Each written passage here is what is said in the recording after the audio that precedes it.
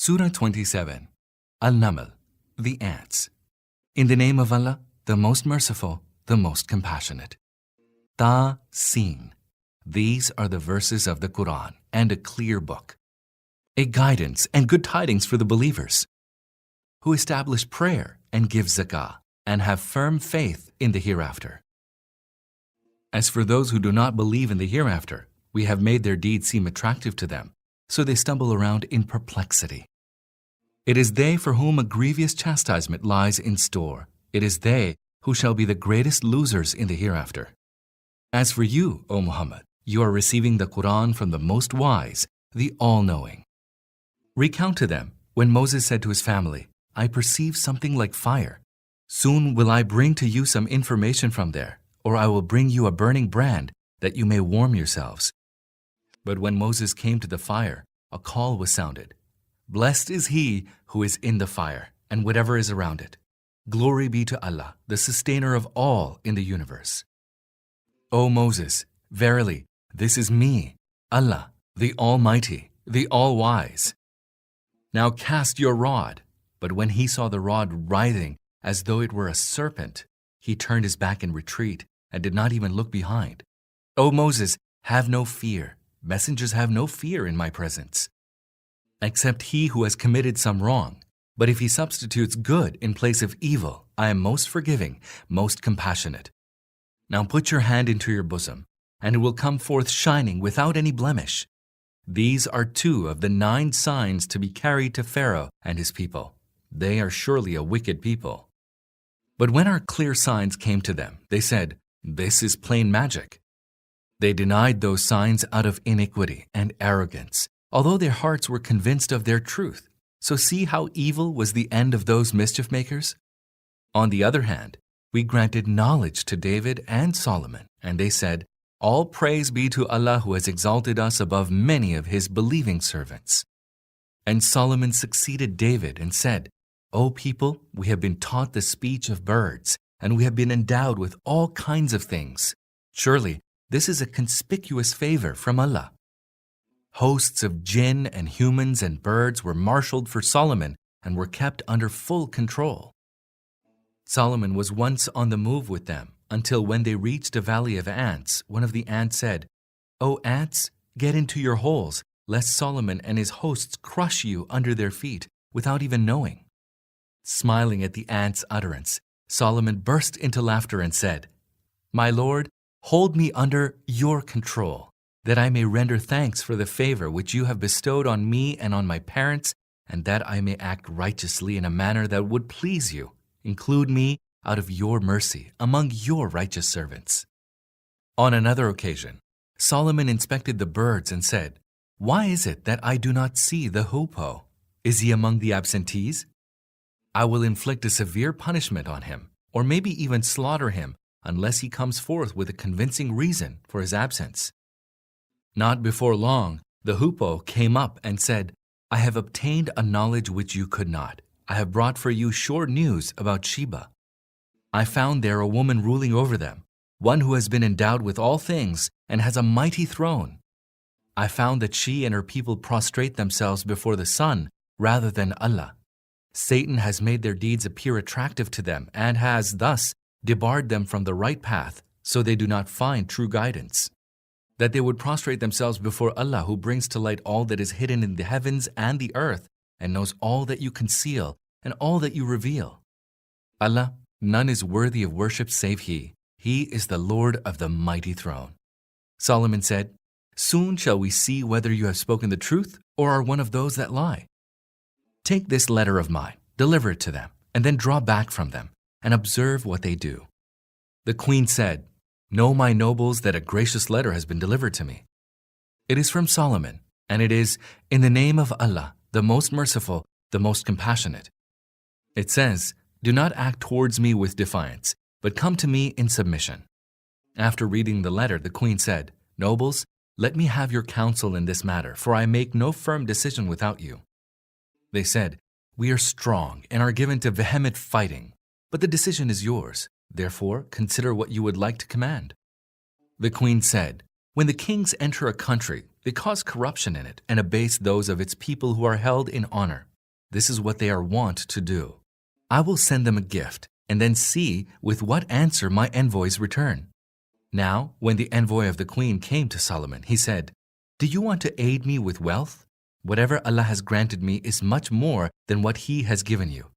Keep for yourselves your gift in which you are exulting.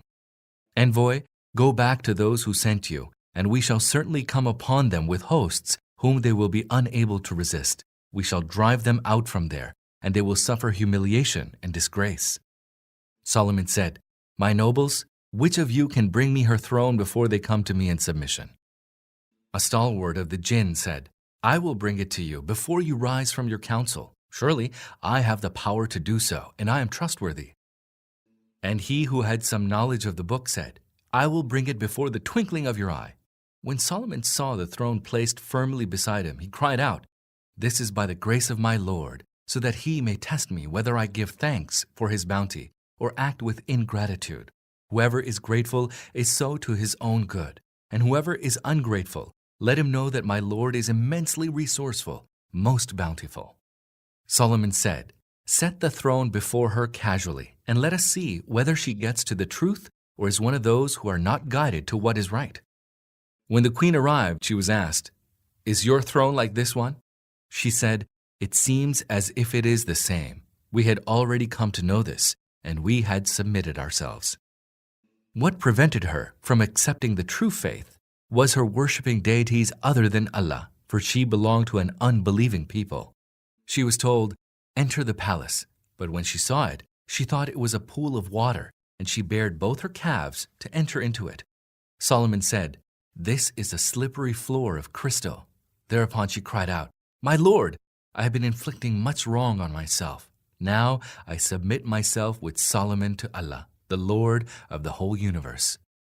And we sent to Thamud their brother Saleh with the message, "Serve Allah," but all of a sudden they became split into two quarreling factions. Saleh said, "My people, why do you wish to hasten that evil rather than good should come upon you? Why should you not seek pardon from Allah so that mercy be shown to you?" They said, "We augur ill of you and those who are with you." Saleh replied, "Your augury is with Allah. The truth is that you are a people who are being tried." Now, there were 9 ringleaders in the city who created corruption in the land and never worked to set things right. They said, "Swear to one another in the name of Allah that we shall make a sudden night swoop on Saleh and his family, and will then tell their heirs that we did not witness the destruction of his family. We are indeed truthful." Thus they planned, and we too planned, the while they did not know. So see what was the outcome of the plan they made. We utterly destroyed them and their people, all of them. Now behold their houses that lie in utter ruins because of their wrongdoing. Verily, there is a sign in this for the people who know. And we delivered those who believed and were wont to avoid disobeying Allah. We also sent Lot, and recall when he told his people, "Do you commit shameless acts with your eyes open? Do you lustfully approach men instead of women? Nay, you engage in acts of sheer ignorance." But this had only one answer from his people. They said, "Expel Lot's folk from your city. They pretend to be absolutely clean." Eventually, we saved Lot and his family, except his wife. We had decreed that she should be among those who would remain behind. And we rained down upon them a rain. It was an evil rain for those who had already been warned. Say, O Muhammad, all praise be to Allah, and peace be on those of His servants whom He has chosen. Ask them, who is better, Allah or the false gods that they associate with Him as His partners? Who is it that has created the heavens and the earth, and sent down for you water from the sky, and then we caused to grow therewith orchards full of beauty, whose trees you could never grow? Is there any God associated with Allah in these tasks? Nay, they are a people who are veering away from the right path. Who is it who has made the earth a place of resort, and has caused rivers to flow in its midst, and has placed upon it firm mountains, and has placed a barrier between two masses of water? Is there any God associated with Allah in these tasks? Nay, but most of them do not know. Who is it who heeds the prayers of the distressed when he calls out to him, and who removes his affliction? And who is it who makes you vicegerents of the earth? Is there any God associated with Allah in this task? How little do you reflect? Who is it who guides you through the darkness on land and sea? And who sends winds as heralds of good tidings ahead of His mercy? Is there any God associated with Allah in this task? Exalted be Allah above whatever they associate with Him in His divinity. Who is it who creates in the first instance and then repeats it? Who is it who provides you with sustenance from the heavens and the earth? Is there any God associated with Allah in these tasks? Say, bring forth your evidence if you are truthful. Say, none in the heavens or on the earth has knowledge of the unseen save Allah. They do not know when they will be raised to life. Nay, but they have lost their knowledge of the hereafter. They are steeped in doubt and uncertainty about it. Rather, they are blind to it. The unbelievers say, when we become dust, we and our forefathers, shall we really be brought out from our graves? We were told about this, and so were our forefathers before us, but these are no more than fairy tales that have been recounted from ancient times. Say, go about through the earth and see what has been the end of the evildoers. O Prophet, do not grieve over them, nor be distressed at their designs. They also say, tell us when this threat will come to pass, if you are truthful. Say, the chastisement whose hastening you have been asking for, maybe a part of it has drawn quite near to you. Indeed, your Lord is exceedingly bountiful to mankind, yet most of them do not give thanks. Verily, your Lord knows all that their hearts conceal as well as all that they reveal. There is nothing that is hidden, be it in the heaven or the earth, but is recorded in a clear book. Surely, this Quran explains to the children of Israel most of the matters concerning which they have disagreements. And it is a guidance and mercy for the believers. Indeed, your Lord will decide between them by His judgment. He is almighty, all-knowing. So put your trust in Allah, for you are on the manifest truth. Surely you cannot make the dead hear you, nor can you make the deaf hear your call if they turn back in flight. Nor can you direct the blind to the right way, preventing them from falling into error. You can make only those who believe in our verses to hear the call and then submit. And when the time for the fulfillment of our word against them will come, we shall bring forth for them a beast from the earth who will speak to them, because people did not believe in our signs. Just imagine the day when we shall muster from every nation a large group of those who gave the lie to our signs, and they shall be duly arranged in ranks. Until, when all of them have arrived, Allah will say, did you give the lie to my signs even without encompassing them with your knowledge? If that is not so, what did you do? And the word will come to pass against them because of their wrongdoing. They will then be able to utter nothing.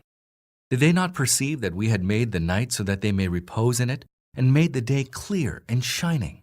Surely there are signs in this for those who believe. The day when the trumpet will be blown, all those who are in the heavens and on the earth shall be terror-stricken, all except those whom Allah wills, and everyone shall come to Him utterly abject.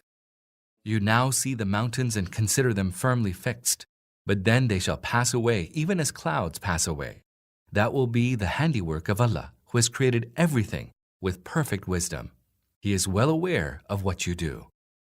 Whosoever comes with good will receive a reward better than his deed, and they will be made secure from the terror of that day. And whosoever comes with evil, they will be flung upon their faces into the fire. Will you be recompensed for aught other than what you do? Tell them, O Muhammad, I have been commanded only to serve the Lord of this city that He has made inviolable, to serve Him to whom all things belong. I have been commanded to be of those that submit to Allah, and to recite the Quran, so whosoever is guided, his guidance will be to his own good. As for those who stray, tell them, I am none but a warner. And say, all praise be to Allah, who will soon show you His signs that you will recognize. Your Lord is not unaware of what you do.